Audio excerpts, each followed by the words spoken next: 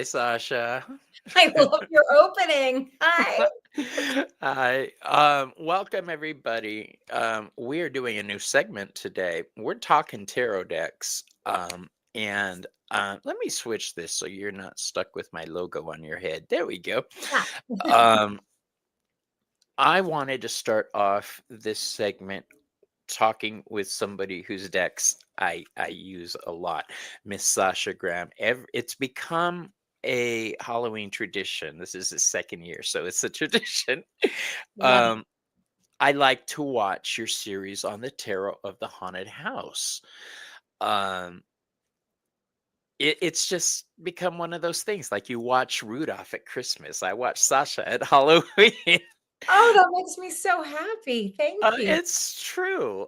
We see people starting to trickle in. I've got Selena. What's up, homegirl? Selena is my Thursday night co-host, Essence of the Moon. Maru, the best mod in the business. Jackie, Krista. Uh, More people trickling. All Yay. right, we love that. Love it. So everybody knows that I love the Darkwood Tarot. The Darkwood Tarot has that Dungeons and Dragons vibe from the video game when we were young. Mhm. Very comic booky. I love it. But the deck that really gets me is Tarot of the Haunted House. Now, this is a cool deck. And I like it more because you have a series explaining it on your YouTube channel. And I've put the links in my description box to all of these videos. You guys check them out. What made you do the videos for this deck? So Tarot of the Haunted House was my first tarot deck that I was actually Lo Scarabeo, my editor, was saying, Sasha should make a tarot deck. So it was my first foray into making a deck. But as I'm sure a lot of the viewers, a lot of you guys watching know, Lo Scarabeo decks traditionally only come with a little white book. And I think it came out maybe in 2016. Maybe, gosh, it's been almost 10 years now. And so over the years, people were asking me, I was getting lots of emails and messages, when could you please write a full size companion book? And that was never going to happen. It just wouldn't have made sense for me to put all of that work into it. And so I thought, oh, you know what? I will make a series of YouTube videos explaining the story and the symbolism of the deck so people who are curious can pop in and take a look at a card that maybe doesn't make sense to them, or if they wanted a deeper understanding of the deck, or if they just wanted to hear my kind of take on tarot. It has been a great series because it did widen my understanding of tarot in a certain several cards. I was like, wow, I never thought of it like that. That's cool. Um, I do like that there's a story running through the tarot. So before I ask any more questions, I want to show this card to everybody. This is the Fool card. This is Raven. Her story is carried through the deck. Hi, Annie. Um, Is she modeled after you, Sasha? Because I noticed that the other night for the first time. I was looking at the deck. Huh. Yeah, it's funny that you say that. No, not specifically, not specifically at all. So when I make a tarot deck, I will describe the character, their what they're doing, the symbols that are in the card. Probably, I would say the artist maybe took liberties. Um, and It's you, girl. It looks like it does you. kind of. It does. I mean, I wish I was that kind of young and buxom. I'm not, but yeah, but it wasn't intentional. It wasn't intentional. Although I know that you think about it, the fool has dark hair in the Darkwood Tarot, and yeah. So I mean, I think, but when you make something, there you're inside of it Yeah, anyway, you are. whether it's literal or metaphorical. So. I am I think my favorite card in this deck is the Hierophant card because I never would have thought of a card like this. This is you having an exorcism performed on you people. And I like the way you describe it in your video when you wake up and this is happening around you. And Yeah.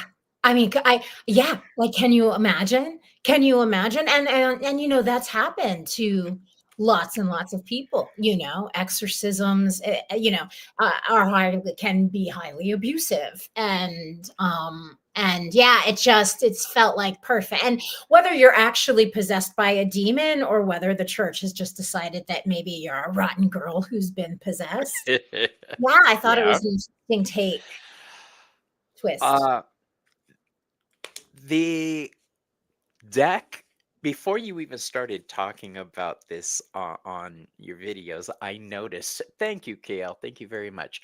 Um, I made the connection before you said it on your videos that this you brought up the Legacy, the movie with Catherine Ross and um Damn. sexy Sam. They show his booty in that. I was like, "Ooh, booty, booty." Um, the movie scared the heck out of me, Sasha, when I was a little kid. So when you were talking about it, I was like, "Oh my god, it did." You talked about one scene where the woman was in the swimming pool and Mhm. it solidified over her and she couldn't get out. Up until I was in my mid 20s, I used to have that nightmare of being trapped under the water. So that movie jacked me up. Um,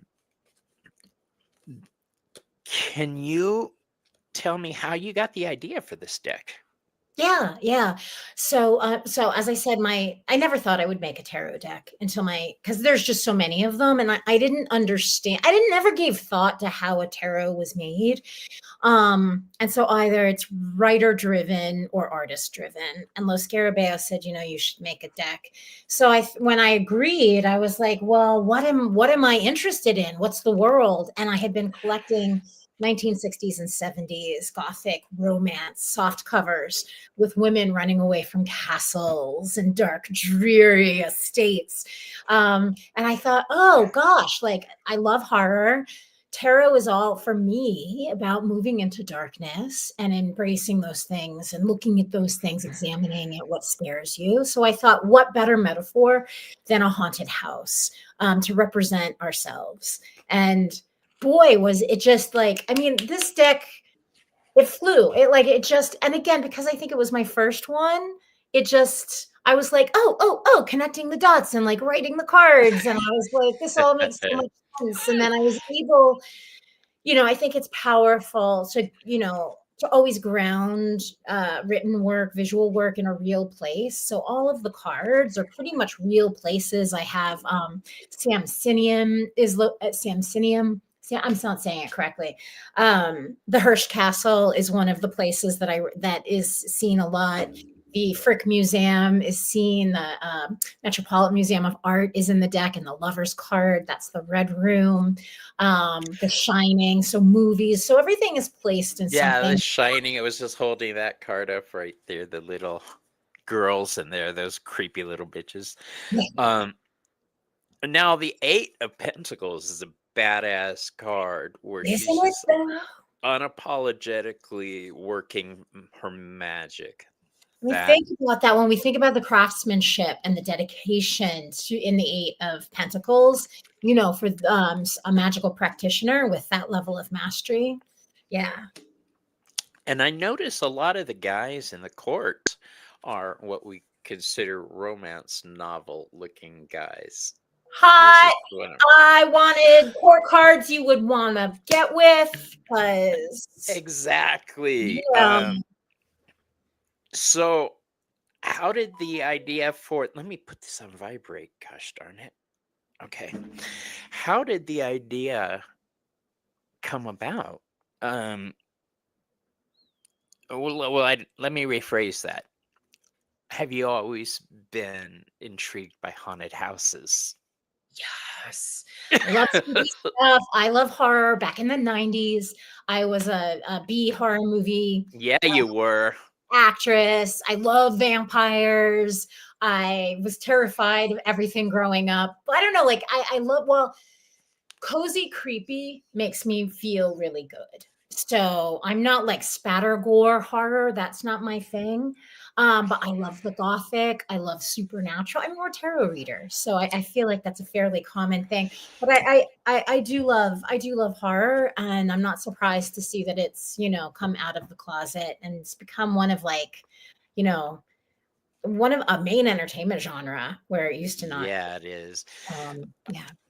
I have to ask about the Four of Pentacles in this deck. Um, it's a voodoo doll. What's up with that? Well, again, I was thinking, okay, how would you find the Four of Pentacles in a haunted house?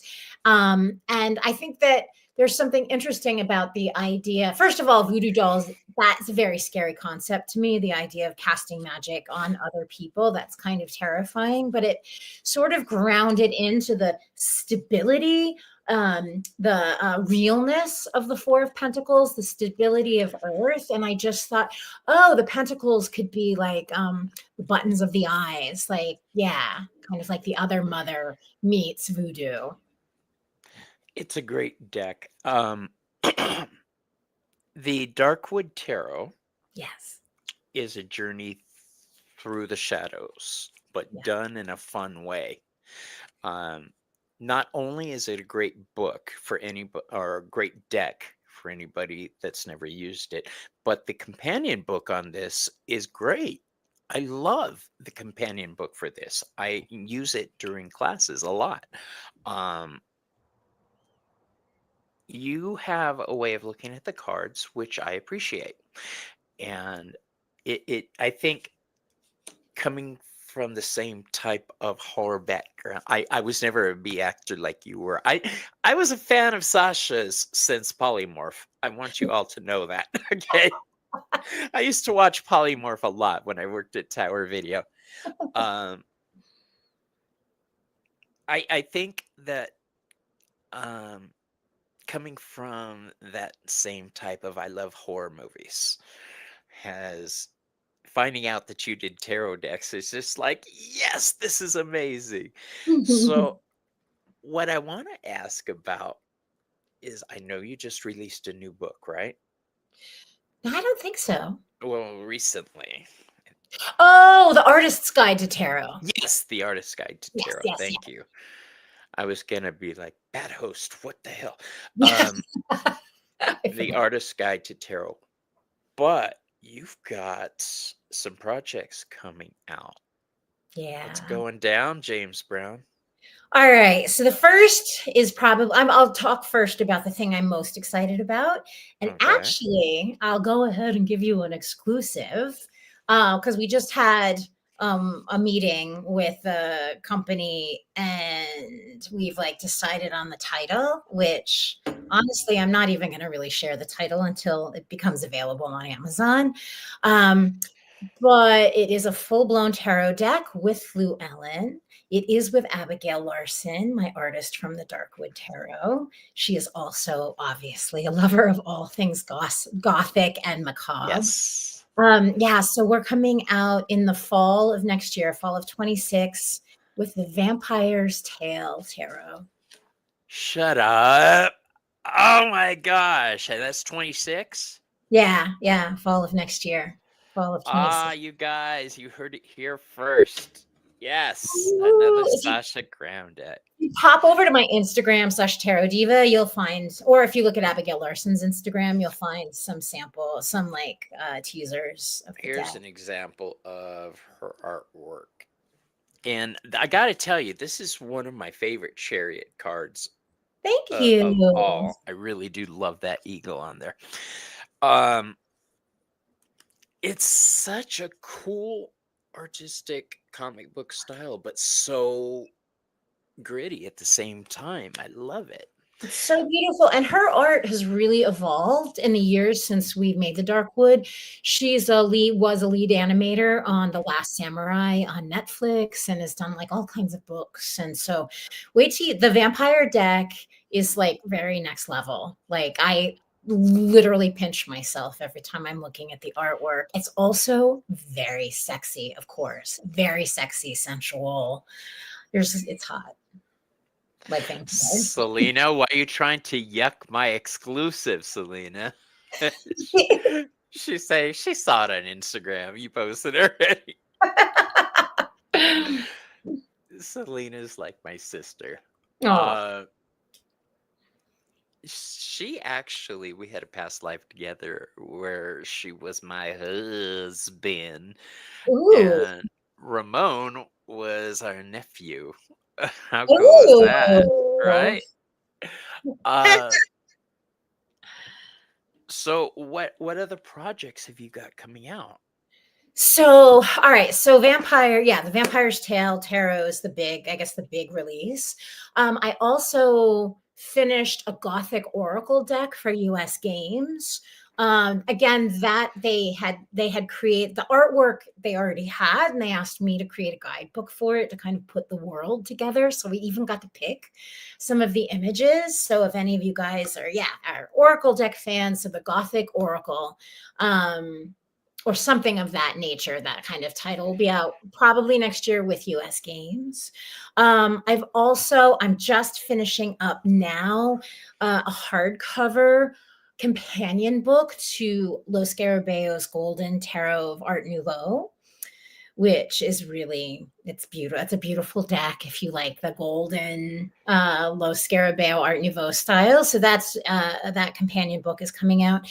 And then my ghost story event that I've been doing for the past couple of years, Sasha Graham's Ghost Stories by the Fire. I have a producer now who's taking it to Edinburgh. So we're going to be at the Edinburgh Fringe Fest all of next August. So that's really exciting to kind of create a theatrical version of that show. I love the fact that I can watch your Instagram and I can see you travel to all these places and doing all these things. And it's so cool. Where's your favorite place to travel? So I'm actually taking my daughter to Paris for their birthday next month. And so Paris isn't my favorite place, but I'm like so excited to show it to her.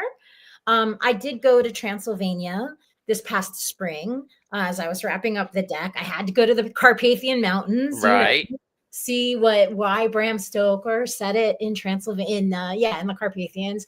That was amazing. But I think the two places that kind of come back to me that I think about a lot, that I'll never forget, that I would go back to in a heartbeat. Well, one is India. I love my time in India, and the other is Tibet. My time in Tibet was extraordinary. So yeah, probably India and Tibet. Wow. Those are both very spiritual places. I don't know much about Tibet.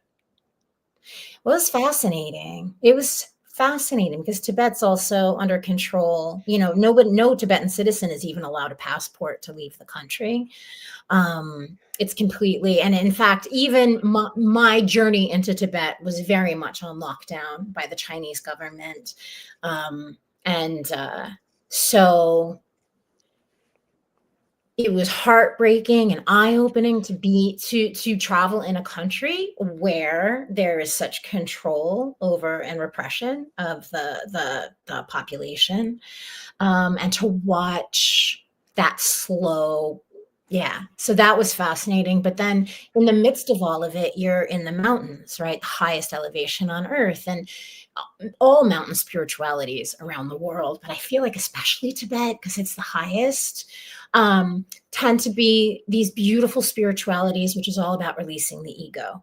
Whereas if you're traveling in the Middle East, if you're in the desert, everybody's like fighting for their life because deserts are really tough landscapes. I think our spirituality comes from the landscape that we live in. And so it's not, I don't think it's accidental that Buddhism and the Himalayas were that mixing point of kind of the loss of the ego, and this idea of nirvana, and vis-a-vis beautiful, beautiful monasteries. And yeah, God, I loved it. I loved it. It was, and it also looked a lot like the American West. Like there's such a cowboy vibe happening Really? there.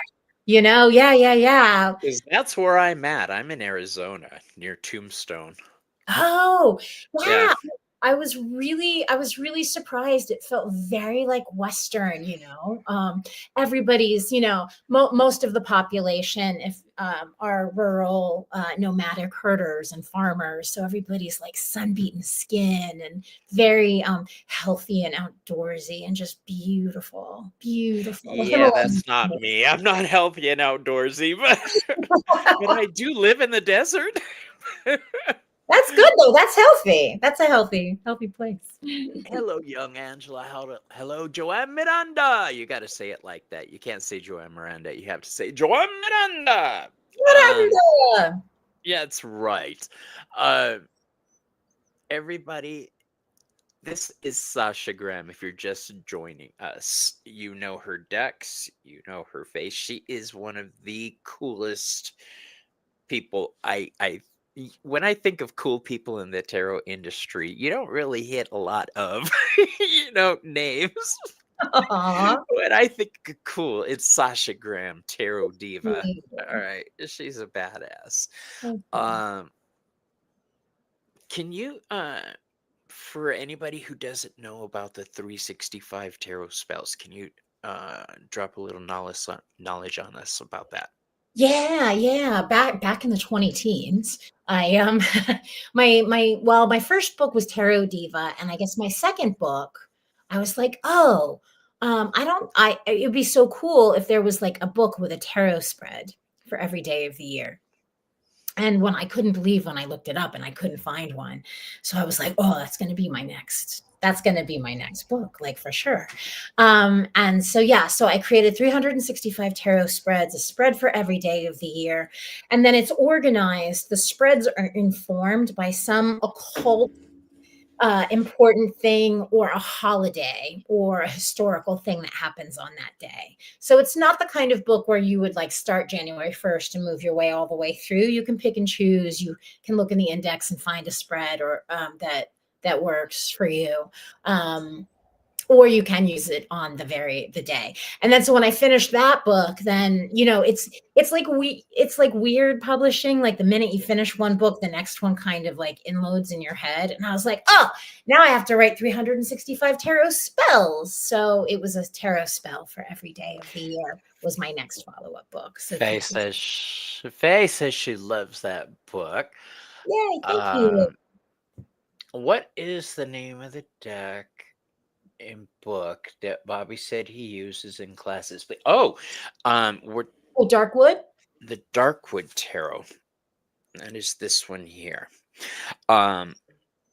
Because it deals with a lot of subconscious, Unconscious, subconscious. You want to give a breakdown of the book because you will do it much better than I will. Yeah. So I very specifically created the Darkwood Tarot to be a shadow self, shadow side tarot deck. And the reason that I did so is that for myself as well, for anybody else, I feel like when we're doing tarot readings, we so often are looking for what we want to see.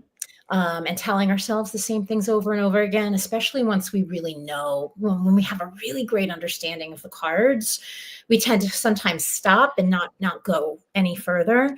And I was also, and I still am to this day, plagued by repeating patterns. Why, if, for instance, somebody grew up being abused by a parent, why they grow up to become an abuser of their own children, or, why someone who suffers something would then turn around and do the exact same thing to someone else. And we see it. History repeats itself over and over and over again. So the more I looked into it, the more I realized that shadow work is the answer. And shadow work in a shadow tarot deck is essentially asking you to examine something about yourself that you know is true, but you refuse to look at or you don't want to look at. A couple of these cards have always gotten to me, like the Nine of Wands Mm. is just creepy as hell. I know the nine is about surviving, and I've always been curious about how you came across this image, how you put it together. Yeah. So the Nine of Wands is one of those cards that I've always loved personally because for me, it really represents that finally moving through a boundary that was closed for you. Just that one wand is kind of pulled to the side. And then I think it's the Halloween tarot. It always sticks in my head. It literally, all of a sudden, when you step through that barrier of wands, you're in a new space that feels like you're out trick-or-treating on Halloween night, right? You're running around in the darkness. It's new and anything is possible. And I just thought for the dark wood, because it's full of like romantic and creepy things, I just thought, well, why not a creepy clown? And do you want that creepy clown It coming wasn't through just a creepy that clown. That's a creepy ass clown. It's not just a creepy clown. That's a demonic clown. uh, and of course, the Four of Swords on this deck I love also. The Four of Swords I call the Calm Your Tits card.